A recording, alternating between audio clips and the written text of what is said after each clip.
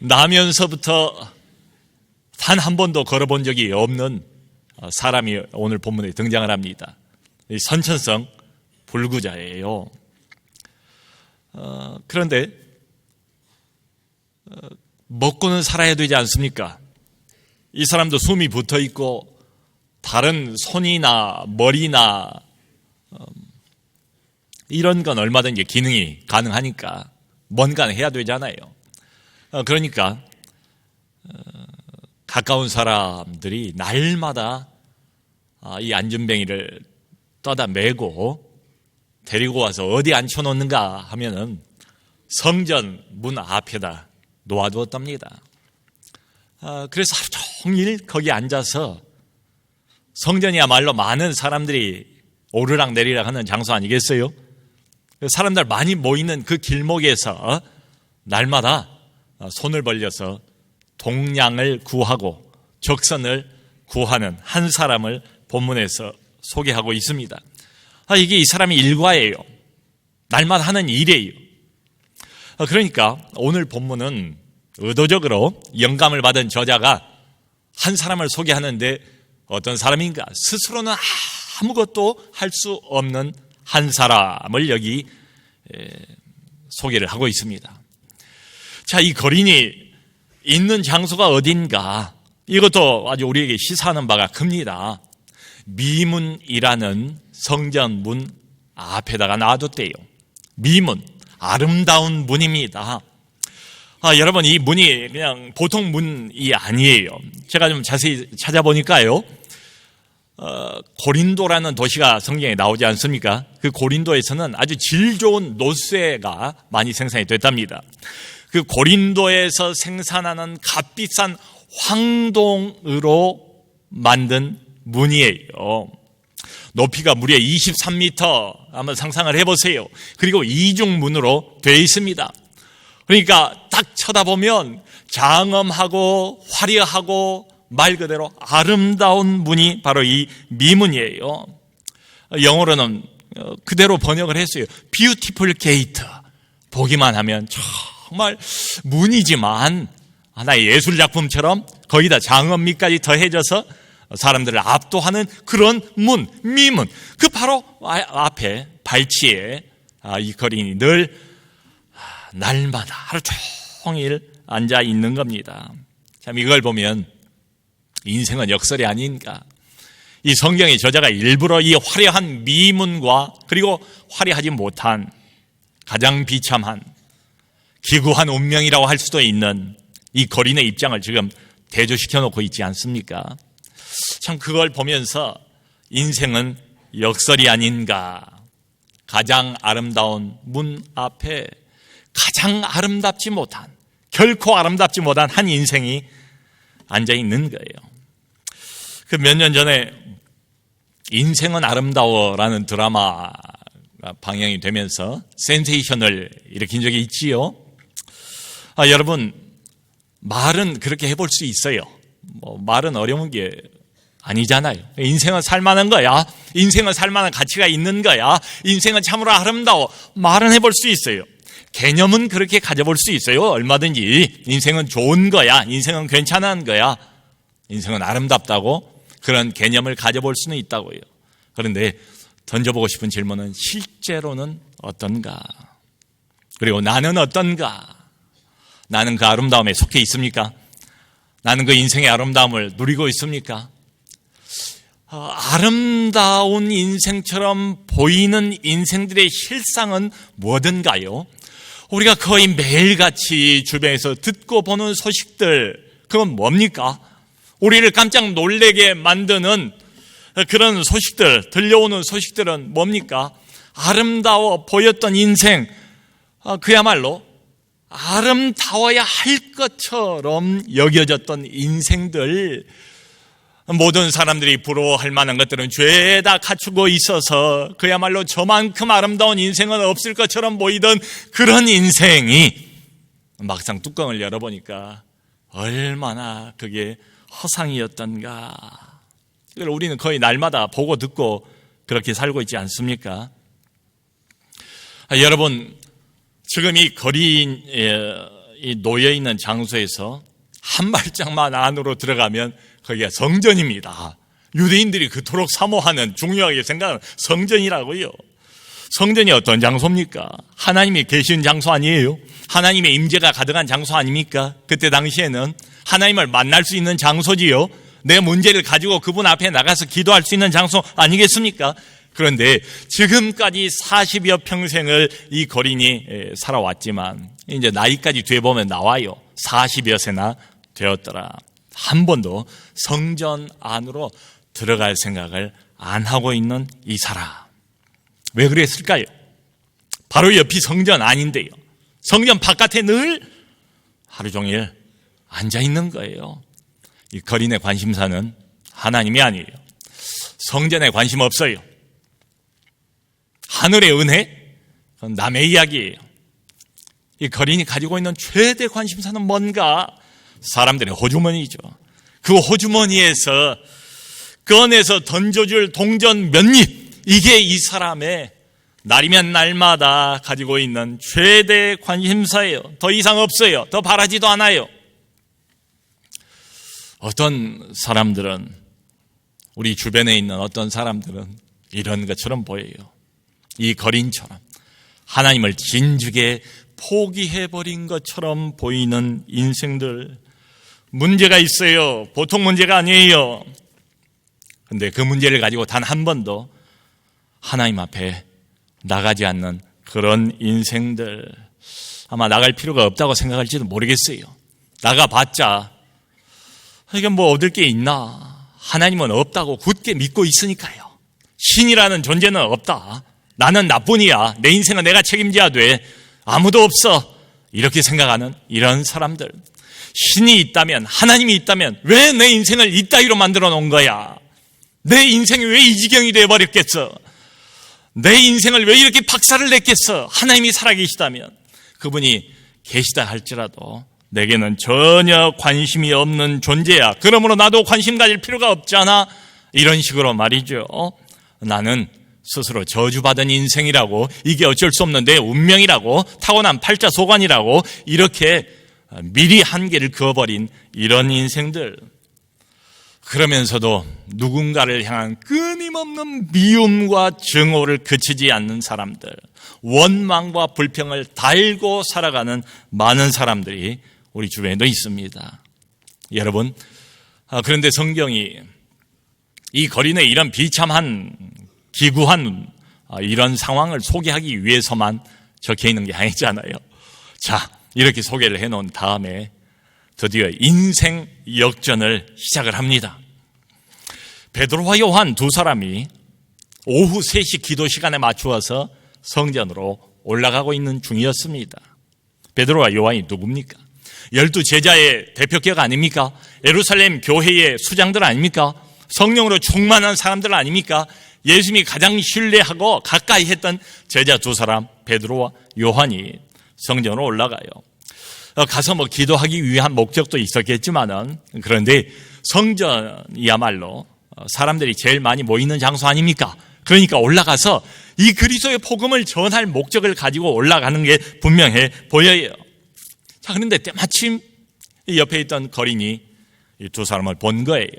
그리고는 늘 하던 대로 손을 내미는 겁니다. 구걸을 하는 거죠. 적선을 요청하는 거지요.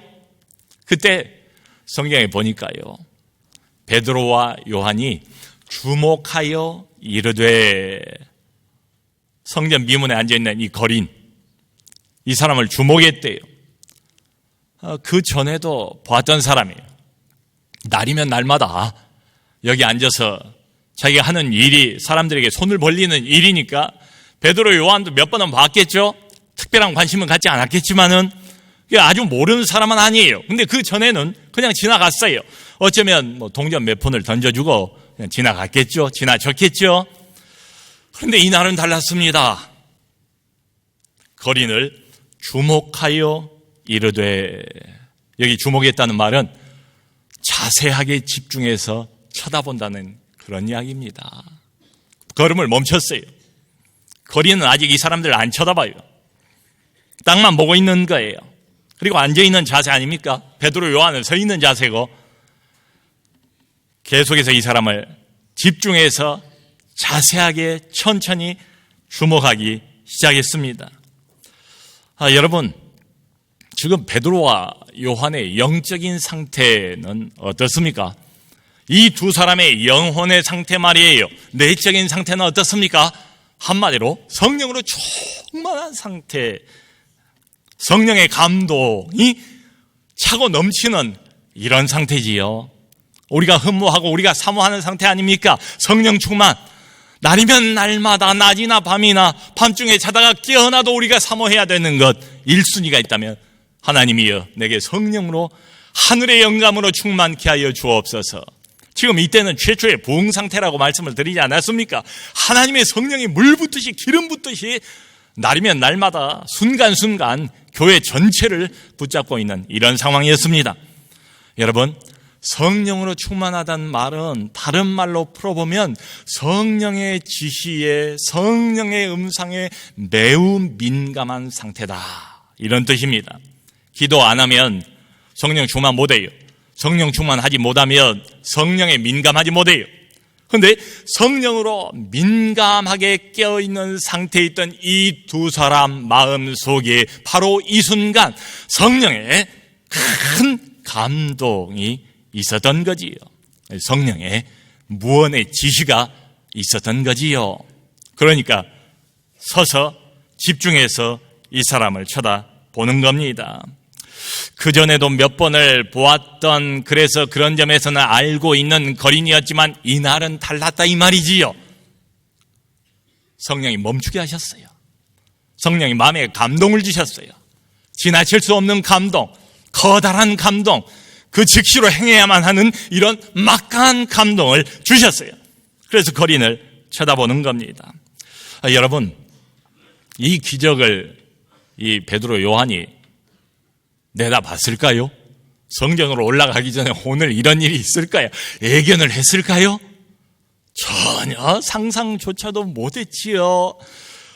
성령의 감동이 즉각적으로 몰려왔고, 그래서 그 감동 따라서 느닷없지만 즉각적인 행동을 취하고 있지 않습니까? 생각해 보세요. 우리가 성령이 충만하다고 그래서 이런 사람, 이런 병자 내가 고치고 싶을 때 고칠 수 있습니까? 안 되지요. 더군다나 지금 이 기적은 신학교회가 세워진 다음에 사도행전 기록에 의하면 맨 첫 번째로 이루어지는 기적입니다. 그러니까 실패할 확률도 대단히 많아요. 이게 무슨 감기 정도를 낫게 하는 이런 기적입니까? 그것도 아니지 않습니까?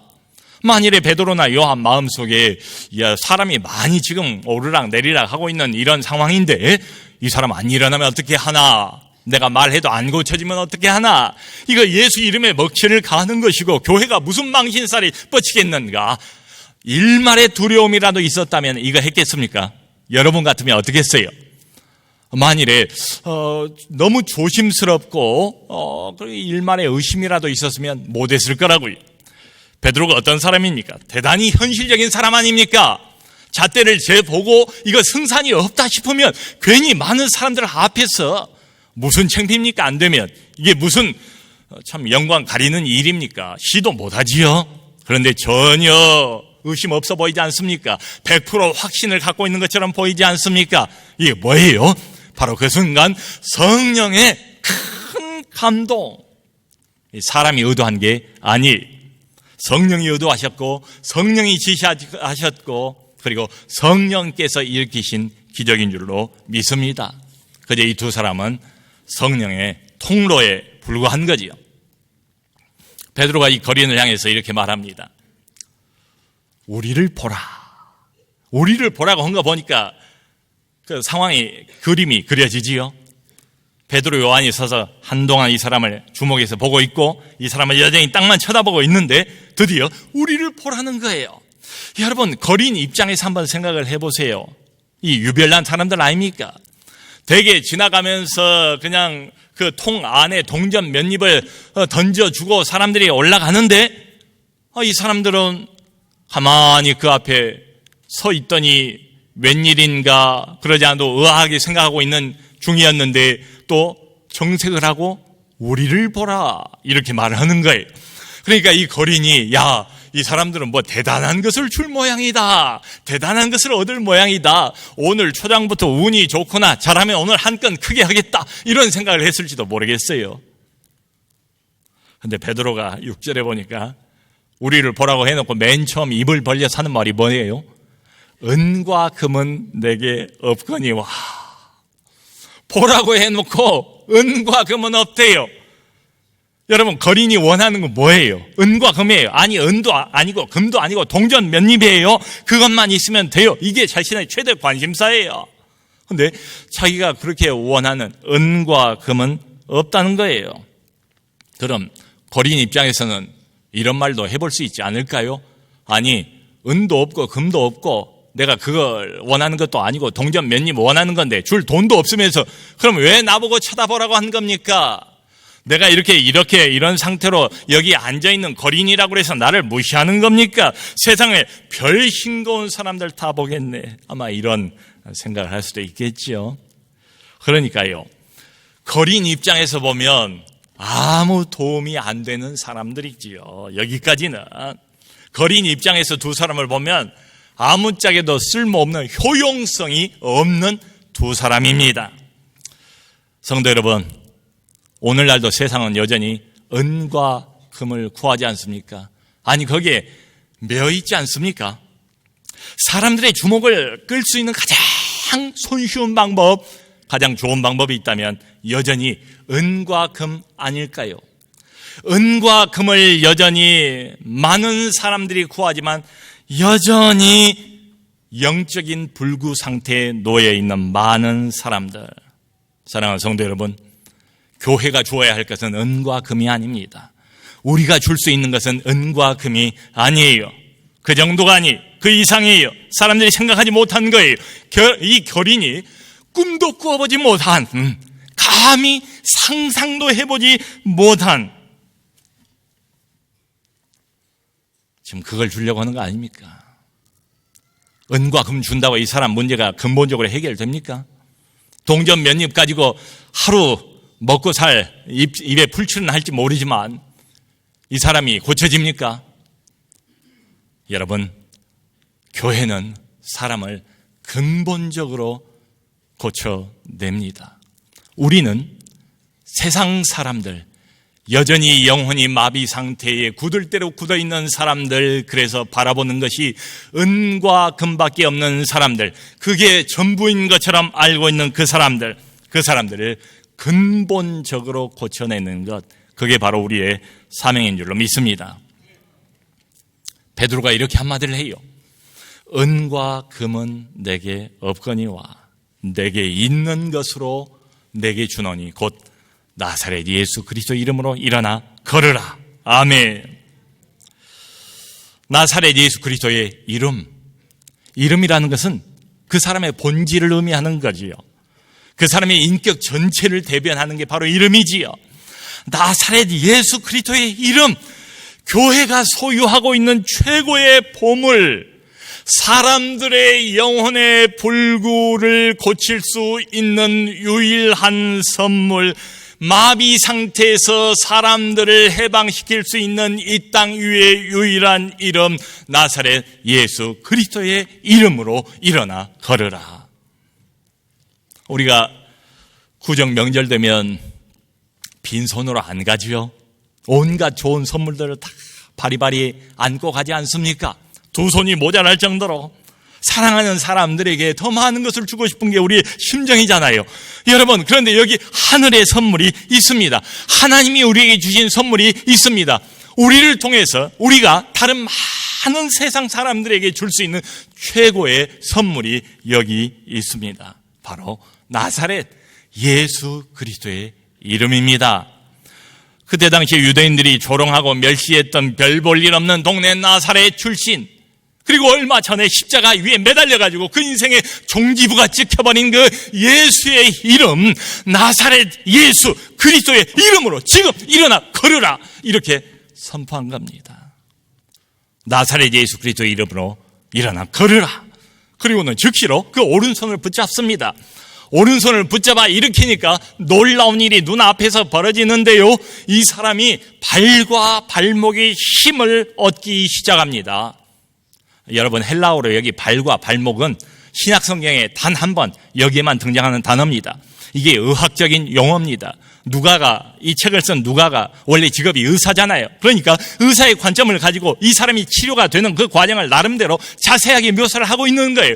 발과 발목이 먼저 힘을 얻었대요. 그리고는 즉시로 명령이 떨어지자마자 기다리기나 하고 있었던 것처럼 일어나서 똑바로 서는 겁니다. 그리고는 놀라운 사실은 뚜벅뚜벅 걷기 시작합니다. 걷는 것만이 아니라 뛰기 시작합니다. 이 사람이 달리기 시작하더니 뛰기 시작하더니 드디어 성전 안으로 들어가지 않습니까? 이제야 비로소 하나님 살아계시던 성전 안으로 들어가서 하나님을 마음껏 소리 높여 찬송하는 장면이 여기 기록이 되어 있습니다. 할렐루야. 여러분 보세요. 나사렛 예수 그리스도의 이름이 무슨 일을 벌리고 있는가? 무슨 일을 일으키고 있는가? 이 사람의 인생을 어떤 식으로 역전시키고 있는가? 널브러져 있던 인생이 그리스도의 능력으로 일어나지 않습니까? 평생을 지금까지 성전 바깥 어둠 속에서, 교회 바깥 어둠 속에서 신음만 하고 원망만 하고 그렇게 살아가던 인생이 비로소 성전 안으로 들어오지 않습니까? 교회 안으로 들어오지 않습니까? 어둠에서 빛 안으로 들어오지 않습니까? 날이면 날마다 사람들에게 손을 벌리던 인생입니다. 자기 발로 서서 한 푼 줍시오. 그렇게 적선만을 동냥하던 그 입술로 하나님을 찬양하고 있는 이 장면. 비로소 인생에 어둠이 물러가고 빛이 오고 새로운 소망을 갖고 새 힘을, 하늘의 힘을 얻는 장면입니다. 사랑하는 성도 여러분, 그때나 지금이나 동일합니다. 하나님은 동일합니다. 사람의 상황도 동일합니다. 그러므로 예수 그리스도의 이름은 오늘날 우리에게도 지금 당장 우리 인생 역전의 선물인 줄로 믿습니다. 사랑하는 성도 여러분, 오늘날도 우리 하나님께서는 동일한 이런 베드로의 손을 필요로 하십니다. 애나 오늘이나 하나님은 동일하시고 우리 인간도 마찬가지 아닙니까? 우리는 하나님이 일하실 수 있는 거의 유일한 통로입니다. 제가 그렇고 여러분들 한 사람 한 사람이 그렇단 말이죠. 우리는 명절에 지극히 사랑하는 사람들, 그래서 우리가 이 사람들 혈육이라고 부르지 않습니까? 그런 사람들 만납니다. 그런데 보면 안타까운 처지에 놓여 있는 우리 혈육들이 얼마나 많습니까? 이미 소망도 잃어버렸어요. 어떤 의욕도 없어요. 그리고 도대체 이 난관을 어떻게 타개해 나가야 할지 어떤 방법도 찾지 못하고 그저 망연자실한 상태에 놓여 있는 사람들, 어쩌면 이 거지처럼 점집을 그렇게 불이 나게 드나드는 사람들처럼 이게 내 운명이려니, 내 팔자 소관이 이런 거야, 다음 생에 내가 태어나면 더 낫겠지, 이렇게 생각하며 하루하루를 땜질하는 것처럼 겨우 견디며 살아가는 사람들이 있을지 모르겠습니다. 사랑하는 성도 여러분, 왜 우리가 가만히 있어야 됩니까? 왜 그런 사람들을 쳐다만 보고 있어야 합니까? 왜 그 사람들의 망연자실함을 나도 느껴야 됩니까? 우리에게는 다른 게 있잖아요. 선물이 있잖아요. 보물이 있잖아요. 아무도 줄 수 없는, 나만 줄 수 있는 하나님이 나를 통로로 삼기를 원하신다는 것을 여러분 생각하지 못하십니까? 예수의 이름을 전해 주십시오. 그리고 이름만 입으로 전하는 데서 끝나지 마시고 그 아픔을 끌어안으세요. 먼저 다가가지 않습니까? 먼저 손을 붙잡지 않습니까? 지금 이런 처지에 놓여 있는 사람들이 어떻게 자기 인생을 움직여요? 어떻게 자기가 걸어 나올 수 있습니까? 내가 다가가야죠. 내가 손을 붙잡아야죠. 그리스도의 사랑으로 꽉 껴안고 예수 이름을 전하십시오. 하나님이 무슨 기적을 일으킬지 우리가 어떻게 알겠어요? 바로 며칠 전이 목요일 날 입춘입니다. 입춘. 겨울이 벌써 다 갔어요. 새봄이 오고 있습니다. 여러분, 우리 어렸을 때, 지금은 이제 아파트들이 많지만 옛날에는 그냥 한옥이었잖아요. 입춘이 되면 입춘대길, 한자로 크게 그 한지에다 써서 대문짝에 붙여놓지 않습니까? 그럼 보면 기분이 좋잖아요. 봄이 오는구나. 복도, 대길, 큰 복도 함께 오는구나. 사랑하는 성도 여러분, 계절의 변화는 자연스럽지 않습니까? 드디어 새봄이 오고 있습니다. 커다란 복도 오고 있습니다.